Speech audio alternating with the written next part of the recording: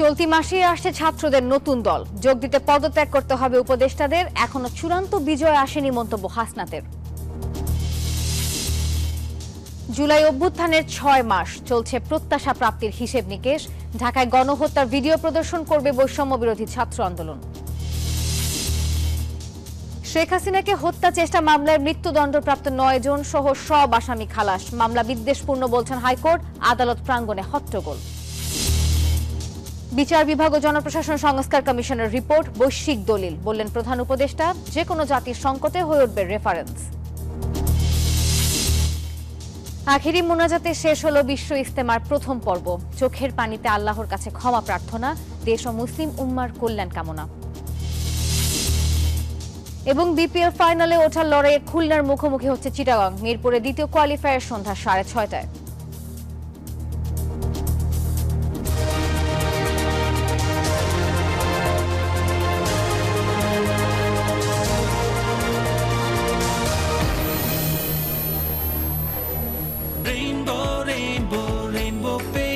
Rainbow Paints, the color of joy. স্বাগত news 24 সংবাদে, আপনাদের সঙ্গে আছি আমি নাফিসা হক। এতক্ষণ দেখছিলেন সংবাদ শিরোনাম। শব্দের আরেক নাম, একদম ইউনিক স্ট্রাকচারাল ডিজাইনের কসমিক ডোর। এর ওয়াল থিকনেস ও রিপ থিকনেস বেশি থাকা থেকে 50 বছরেরও বেশি। কসমিক ডোর, নিশ্চিন্তে 50 বছর। এবার বিস্তারিত। ফেব্রুয়ারিতে আসছে ছাত্রদের নতুন রাজনৈতিক দল। বুধবার আনুষ্ঠানিক ব্রিফিংয়ে এই তথ্য জানিয়েছে জাতীয় নাগরিক কমিটি। রাজনীতিতে আওয়ামী লীগ এবং সেই সাথে ছাত্রলীগের অধ্যায় শেষ, এমনটাই মন্তব্য করেছেন বৈষম্য বিরোধী ছাত্র আন্দোলনের নেতা হাসনাত আব্দুল্লাহ। নতুন দলের প্রয়োজনীয়তা তুলে ধরে নাগরিক কমিটি জানায়, ডানবাম আর মধ্যপন্থাই হবে নতুন দলের রাজনৈতিক মতাদর্শ।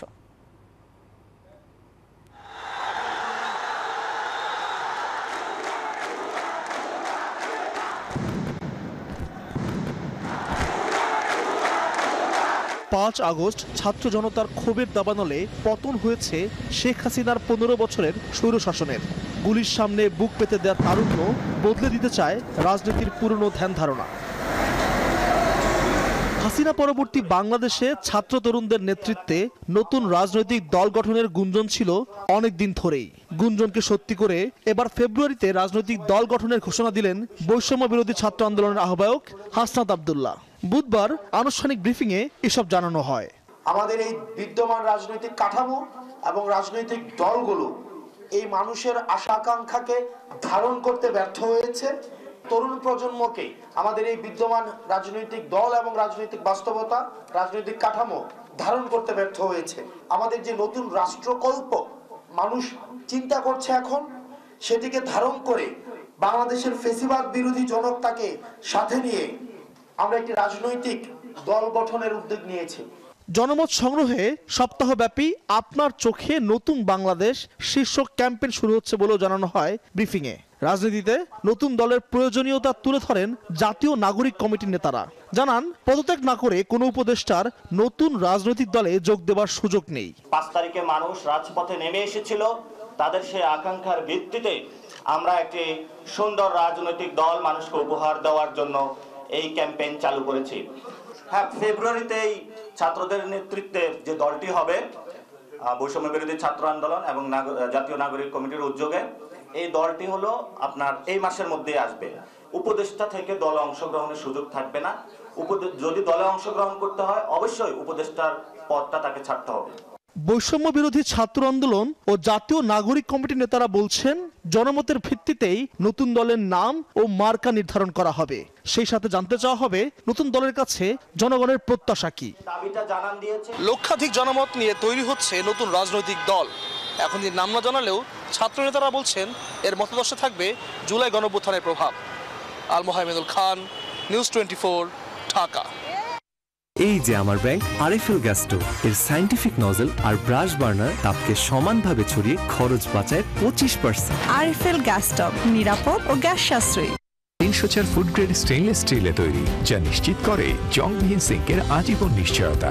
আরএফএল কিচেন সিঙ্ক, স্বাস্থ্যকর কিচেনের চিরস্থায়ী সমাধান।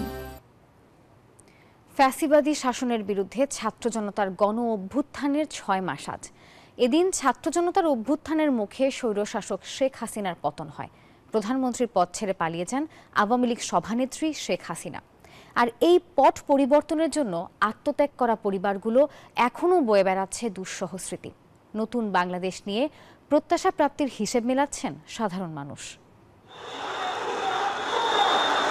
5 আগস্ট 2024 ছাত্র জনতার গণ অভ্যুত্থানে পদত্যাগ করে ভারতে পালিয়ে যান সাবেক প্রধানমন্ত্রী শেখ হাসিনা। অবসান ঘটে আওয়ামী লীগের 15.5 বছরের একচেটিয়া শাসনামলের।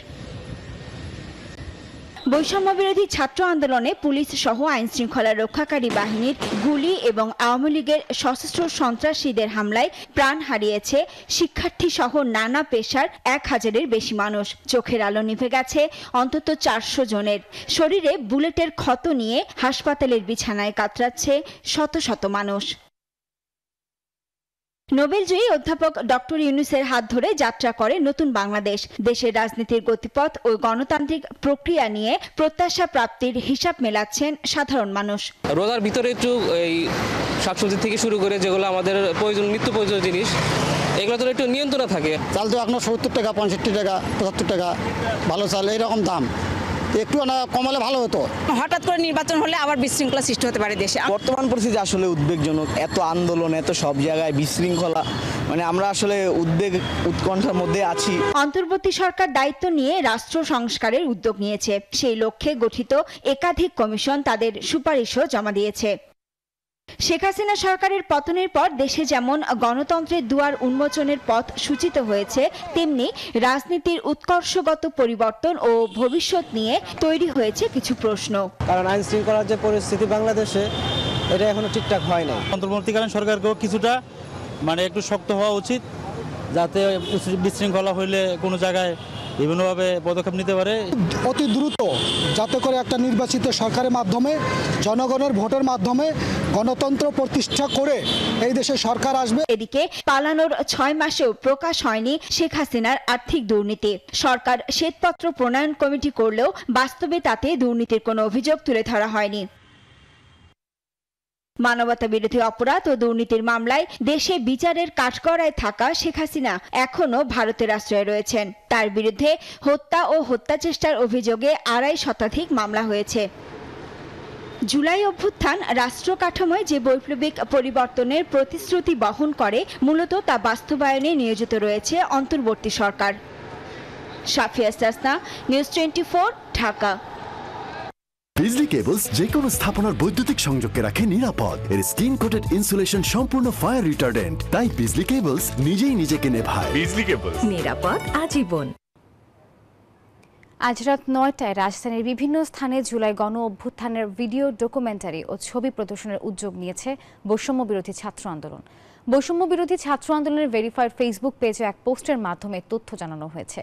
মঙ্গলবার রাতে দেয়া ওই ফেসবুক পোস্টে বলা হয়, বাংলাদেশের ছাত্রদের উপর নৃশংসতম গণহত্যা চালানোর পরে ছাত্র সমাজের উদ্দেশ্যেই দিল্লিতে বসে ভাষণ দেওয়ার মতো ধৃষ্টতা দেখাচ্ছে হাসিনা। এমন নির্লজ্জতার প্রতিবাদে বুধবার রাত 9টায় ঢাকা শহরের প্রত্যেক মোড়ে জুলাই গণহত্যার ভিডিও ডকুমেন্টারি ছবি প্রদর্শন করবে বৈষম্য বিরোধী ছাত্র আন্দোলন।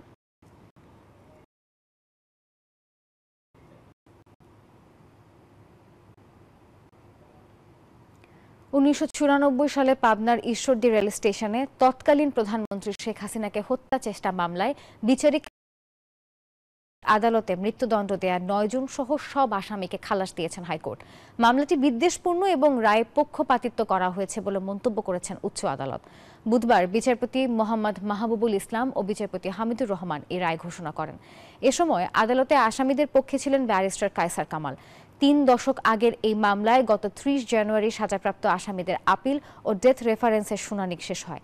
এই মামলায় মোট 52 জন আসামি ছিলেন, যারা সবাই বিএনপি ও এর সহযোগী সংগঠনের নেতাকর্মী। রায় ঘোষণার পর হাইকোর্টের অ্যানেক্স ভবনের সামনে সাংবাদিকদের উপর হামলা চালায় নেতাকর্মীরা।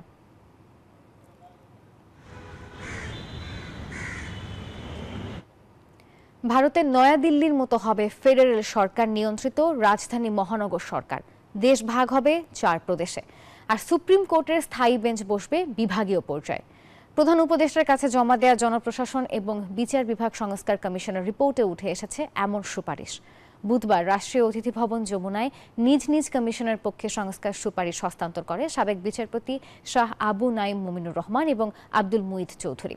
এ সময় প্রধান উপদেষ্টা বলেন, এই প্রতিবেদন ভবিষ্যতে বৈশ্বিক দলিল হয়ে থাকবে।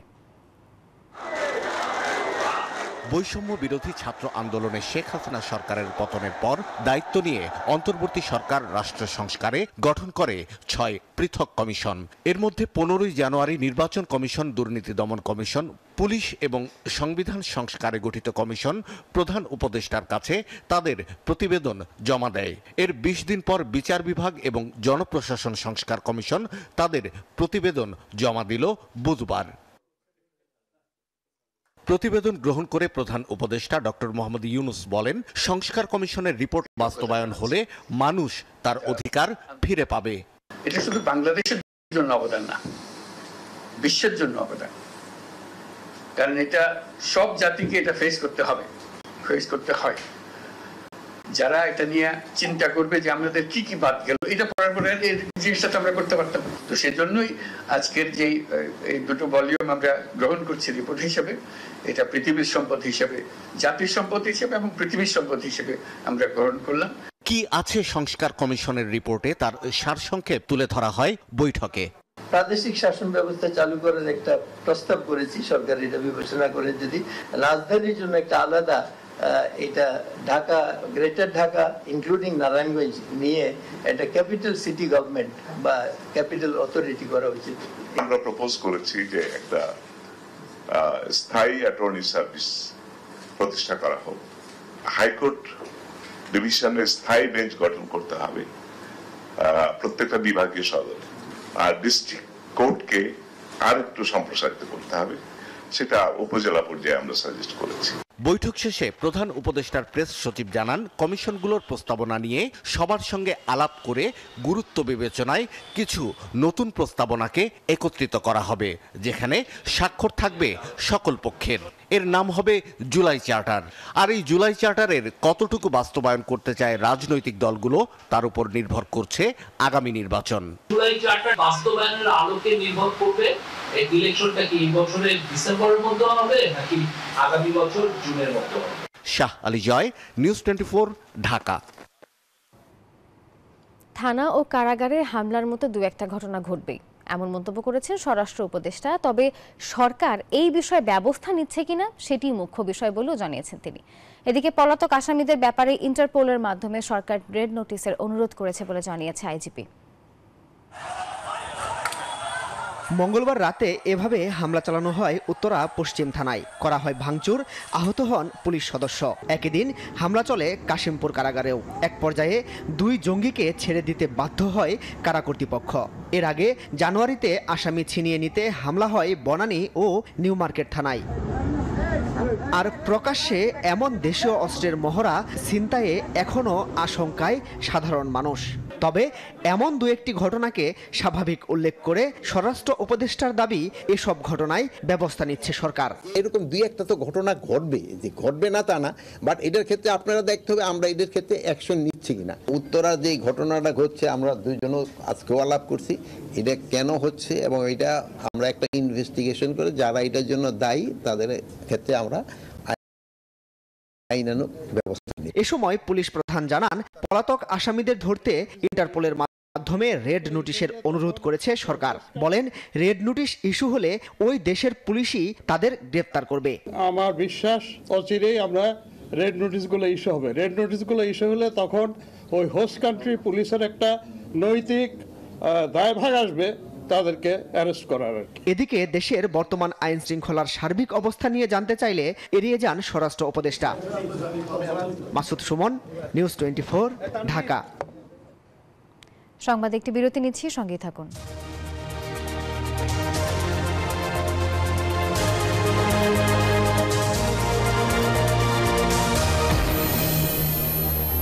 এলো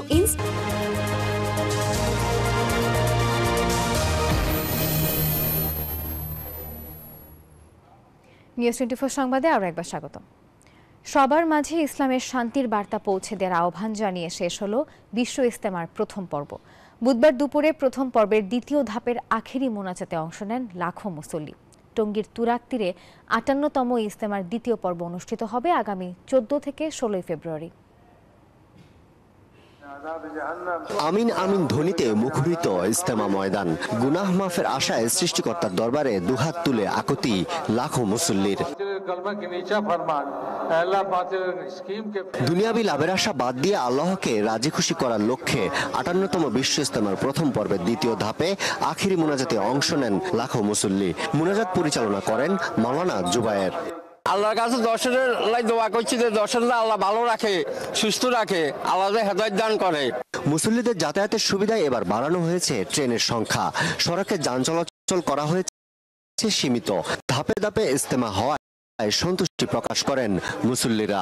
আল্লাহর কাছে দোয়া করি বিশ্ববাসীকে আল্লাহ সবাইকে সুস্থ রাখুক, আমাদের বাংলাদেশটাকে সুস্থ রাখুক। হ্যাঁ, সবার জন্য এই কামনা। প্রথম পর্বে আগত ৭২টি দেশের বিদেশি অতিথিরা দ্বিতীয় ধাপ শেষে ফিরবেন নিজ দেশে। আর এখন পর্যন্ত বার্ধক্যজনিত কারণে মৃত্যুবরণ করেছেন ৯ মুসল্লি। আগামী ১৪, ১৫ ও ১৬ ফেব্রুয়ারি অনুষ্ঠিত হবে ইজতেমার দ্বিতীয় পর্ব। ২ ধাপে অনুষ্ঠিত হয় শান্তিপূর্ণভাবে সম্পন্ন হয়েছে ৫৮তম বিশ্ব ইজতেমার প্রথম পর্ব।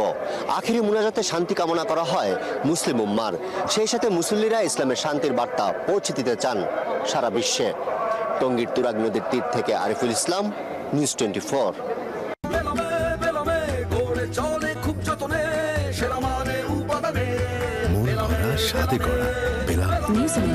Excellence in quality. বাংলাদেশ ব্যাংকের নিরাপত্তা ভল্টে কর্মকর্তাদের অর্থ সম্পদ জমা রাখার ৩ শতাধিক লকারের সন্ধান পেয়েছে দুর্নীতি দমন কমিশন দুদক, যেখানে বর্তমান ও সাবেক ঊর্ধ্বতন ভিআইপি ব্যাংক কর্মকর্তাদের লকার রয়েছে বলে জানা গেছে। এরই মধ্যে মঙ্গলবার আদালত থেকে সাবেক ও বর্তমান ব্যাংক কর্মকর্তাদের লকার খোলার অনুমতিও পেয়েছে সংস্থাটি। চলতি সপ্তাহের যে কোনো দিন মেট্রোপলিটন ম্যাজিস্ট্রেটের উপস্থিতিতে লকার খুলতে অভিযান পরিচালনা করা হবে বলে জানা গেছে। অনুসন্ধান সংশ্লিষ্ট বাংলাদেশ ব্যাংকের কিছু কর্মকর্তার লকার নির্বাহী ম্যাজিস্ট্রেটের উপস্থিতিতে খোলার অনুমতি পেতে আদালতে আবেদন করা হয়। সুষ্ঠু অনুসন্ধানের স্বার্থে দাখিলকৃত কাগজপত্র সহ পর্যালোচনা করে তা মঞ্জুর করেছেন আদালত। গাড়িটা আমার প্রেজেন্ট, আমার ফিউচার, আমার হ্যাপি লাইফ। আইডিএলসি আমার ফাইন্যান্সিয়াল পার্টনার বলেই কার লোন আমার কাছে লাইফ ইনভেস্টমেন্ট। সেন্ট্রাল আফ্রিকান রিপাবলিকের সশস্ত্র বাহিনীর চিফ অফ স্টাফ জেনারেলের সাথে সেনাবাহিনী প্রধান জেনারেল ওয়াকারুজ্জামানের সৌজন্য সাক্ষাৎ হয়েছে। বুধবার ঢাকা সেনানিবাসের সেনা সদরে এই সাক্ষাৎ অনুষ্ঠিত হয়। সাক্ষাতে তারা পারস্পরিক কুশলাদি বিনিময় ছাড়াও দুদেশের মধ্যে বিদ্যমান সুসম্পর্ক ও ভবিষ্যৎ অগ্রযাত্রায় সহযোগিতার বিভিন্ন বিষয়ে আলোচনা করেন। এর আগে সেন্ট্রাল আফ্রিকান রিপাবলিকের সশস্ত্র বাহিনীর চিফ অফ স্টাফ শিখা অনির্বাণে পুষ্পস্তবক অর্পণ করেন। পরে সেনাকুঞ্জে সশস্ত্র বাহিনীর একটি চৌকস দল তাকে গার্ড অফ অনার প্রদান করেন এবং সেখানে তিনি একটি গাছের চারা রোপণ করেন। ৪ ফেব্রুয়ারি ৫ দিনের সরকারি সফরে বাংলাদেশে আসেন সেন্ট্রাল আফ্রিকান রিপাবলিকের সশস্ত্র বাহিনীর চিফ অফ স্টাফ।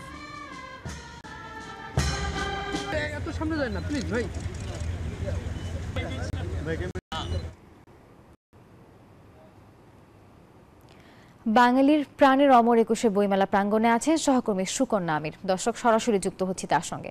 সুকন্যা, মেলায় পাঠক লেখকদের সমাগম আজকে আপনি কেমন দেখছেন জানাবেন।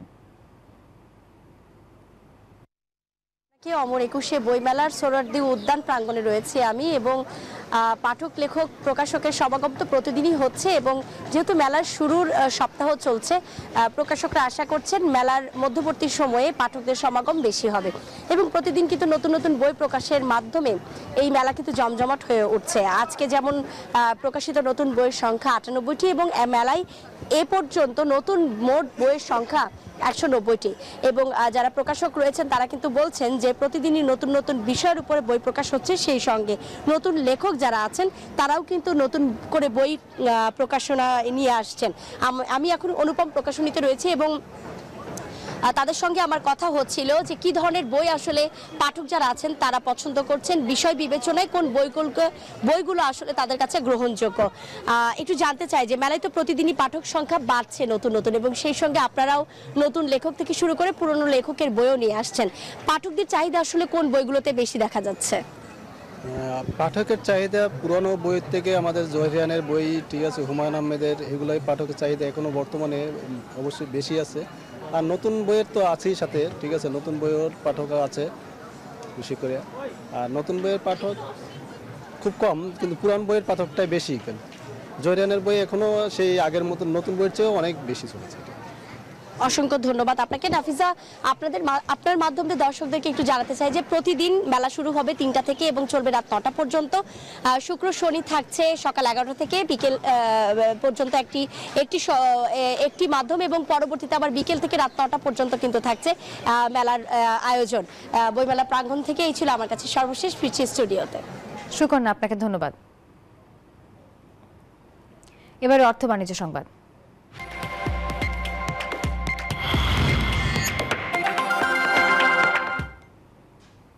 ফল আমদানিতে বর্ধিত ভ্যাট এবং অতিরিক্ত শুল্ক প্রত্যাহারের দাবিতে দ্বিতীয় দিনের মতো চট্টগ্রাম বন্দর থেকে ফল খালাস বন্ধ রয়েছে। পাশাপাশি দেশের সব স্থলবন্দর দিয়েও এই 2 দিন আমদানি করা ফল খালাস বন্ধ রাখা হয়েছে।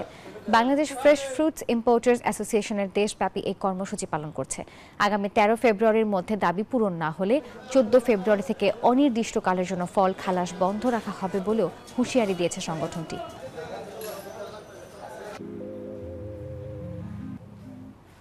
আবারও বিরতি নিচ্ছি, সঙ্গেই থাকুন।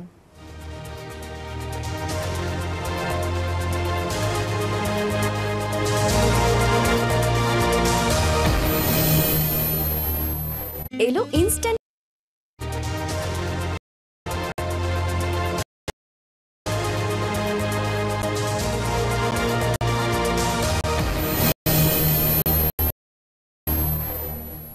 নিউজ 24 সংবাদে আরও একবার স্বাগত। এবারে আন্তর্জাতিক প্রসঙ্গ।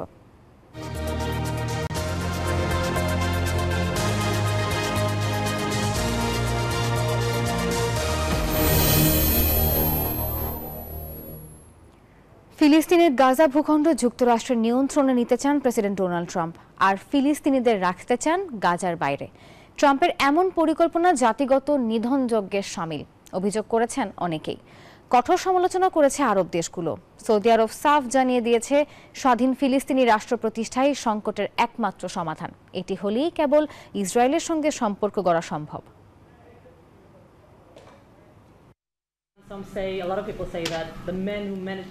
প্রথম বিদেশি নেতা হিসেবে মঙ্গলবার প্রেসিডেন্ট ডোনাল্ড ট্রাম্পের দ্বিতীয় মেয়াদে তার সঙ্গে বৈঠকের সুযোগ পান ইসরায়েলি প্রধানমন্ত্রী বেনিয়ামিন নেতানিয়াহু। বৈঠকে আলোচনার শীর্ষে ছিল গাজা উপত্যকায় হামাসের সাথে ইসরায়েলের যুদ্ধবিরতি। এদিন আবারও ফিলিস্তিনিদের গাজা থেকে জোরপূর্বক উচ্ছেদের পরিকল্পনার বিষয়ে জোর দেন ট্রাম্প। মঙ্গলবার হোয়াইট হাউসে একটি যৌথ সংবাদ সম্মেলন করেন তারা। ট্রাম্প বলেন, গাজা ভূখণ্ড নিয়ন্ত্রণে নিতে চায় যুক্তরাষ্ট্র। যুদ্ধবিধ্বস্ত পুরো উপত্যকাটি নতুন করে গড়ে তুলতে চান তিনি, করতে চান ব্যাপক উন্নয়ন, আর এই সময়টায় ফিলিস্তিনিদের রাখতে চান গাজা ভূখণ্ডের বাইরে। যুক্তরাষ্ট্র গাজার নিয়ন্ত্রণ নেবে। এখানে থাকা অবিস্ফোরিত বোমা এবং অন্যান্য অস্ত্র অকেজো করা হবে। এখানে এমন অর্থনৈতিক উন্নয়ন করব যা বিপুল কর্মসংস্থান এবং আবাসন নিশ্চিত করবে। ট্রাম্পের এমন পরিকল্পনায় জাতিগত নিধনযজ্ঞের শঙ্কা দেখছেন অনেকে। উদ্বেগ জানিয়ে তারা বলছেন, ফিলিস্তিনিদের তাদের মাতৃভূমি থেকে উৎখাত করতে চান ট্রাম্প। গাজা ভূখণ্ড নিয়ে ট্রাম্পের প্রস্তাবনা নিয়ে মার্কিন কংগ্রেসেও সমালোচনা শুরু হয়েছে। ট্রাম্পের পরিকল্পনায় জাতিগত নিধনের শঙ্কার কথা জানিয়েছে কংগ্রেস সদস্য ফিলিস্তিনি আমেরিকান রাশিদা তালাইবা। এদিকে আরবের দেশগুলো ট্রাম্পের পরিকল্পনা উড়িয়ে দিয়েছে। সৌদি আরব সাফ জানিয়েছে, আলাদা ফিলিস্তিনি দেশ প্রতিষ্ঠা না হলে ইসরায়েলের সঙ্গে সম্পর্ক গড়তে রাজি নয় তারা। Desk report, news 24। দর্শক, সোনাগাজীতে ভার্চুয়ালি বক্তব্য রাখছেন বিএনপির ভারপ্রাপ্ত চেয়ারম্যান তারেক রহমান। আমরা সরাসরি চলে যাচ্ছি তার বক্তব্যে। বেদনাদায়ক একটি অনুষ্ঠান। আজকে বহু বছর পরে এখানে কয়েকজন বক্তা উল্লেখ করেছেন যে ফেনী, বহু বছর পরে এই ফেনীতে মানুষের সাথে আমার কথা বলার সুযোগ হয়েছে। ফেনীর সাথে স্বাভাবিকভাবেই আমার একটি আত্মিক সম্পর্ক রয়েছে। ফেনীতে আসা মানেই একটি আনন্দের। ফেনীতে আসা মানে স্বাভাবিকভাবেই আমার জন্য একটি আনন্দের বিষয়। আপনজনের কাছে আসছি, আপনজনের বাড়িতে আসছি। কিন্তু প্রিয় ভাই বোনেরা, আজকের এই আশাটি আমাদের সকলের জন্য অত্যন্ত বেদনাদায়ক। আজকে প্রথমেই আমি মোহাম্মদ মাসুদ সহ আমাদের বহু নেতাকর্মী, প্রায় অর্ধশতাধিকের মতন নেতাকর্মী যারা বিগত 15-17 বছরে গুম খুনের শিকার হয়েছে, প্রায় 100,000-এর কাছে আমাদের নেতাকর্মী এই ফেনীরই শুধু যারা জখমের শিকার হয়েছে, বিভিন্নভাবে মানিক সহ সবুজ সহ বিভিন্নভাবে পঙ্গুত্ব বরণ করেছে, তাদের যারা পঙ্গুত্ব বরণ করেছে তাদের সুস্থতা কামনা করে, যারা শহীদ হয়েছে, আত্মহতি দিয়েছে, তাদের আত্মার মাগফিরাত কামনা করে আমার বক্তব্য শুরু করছি।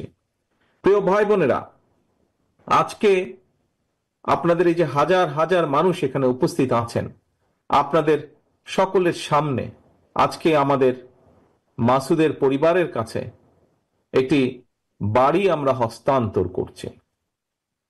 আজকে শুধু মাসুদই নয়, আজকে শহীদুল বলেন, মানিক বলেন, সবুজ বলেন, এরকম বহু আমাদের সহকর্মীদেরকে শুধু ফেনী নয়, সমগ্র বাংলাদেশে বহু আমাদের সহকর্মীদেরকে আমরা হারিয়েছি।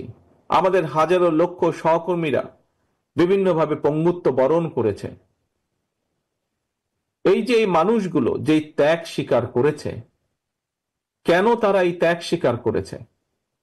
তাদের এই যে ত্যাগ, আত্মত্যাগ, এই যে অত্যাচার নির্যাতন তারা সহ্য করেছে, এই সহ্য করার একটি কারণ ছিল, সেটা হচ্ছে এই বাংলাদেশের মানুষের যে অধিকার এই পলাতক স্বৈরাচার কেড়ে নিয়েছিল, কথা বলার অধিকার, রাজনৈতিক অধিকার, ভোটের যে অধিকার কেড়ে নিয়েছিল, তার বিরুদ্ধে আমাদের মোহাম্মদ মাসুদ সহ আমাদের হাজারো নেতাকর্মী প্রতিবাদ গড়ে তুলেছিল।